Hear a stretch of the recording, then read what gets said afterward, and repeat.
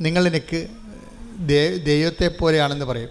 അങ്ങനെ ഒരിക്കലും പറഞ്ഞു കഴിഞ്ഞാൽ അത് മാരകമായ പാപം, 1-ാം പ്രമാണ ലംഘനമാണ്. അതായത് നിൻ്റെ കർത്താവായ ദൈവം ഞാനാകുന്നു, ഞാനല്ലാതെ മറ്റൊരു ദൈവം നിനക്കുണ്ടാവരുത്. എന്താ കാര്യം? ദൈവത്തിൻ്റെ സ്ഥാനം അറിഞ്ഞോ അറിയാതെയോ അലപരാധികളായ മനുഷ്യർക്ക് കൊടുക്കും.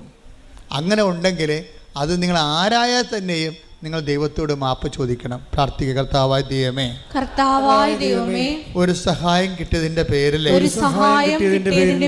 നിന്നെ മറന്ന് നിന്റെ മഹത്വം സൃഷ്ടിക്കപ്പെട്ട മനുഷ്യന് കൊടുത്തിട്ടുണ്ടെങ്കിൽ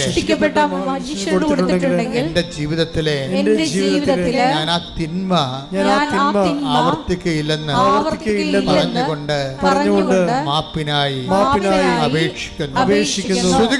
ഹല്ലേലൂയ, ഹല്ലേലൂയ, ഹല്ലേലൂയ, ഹല്ലേലൂയ.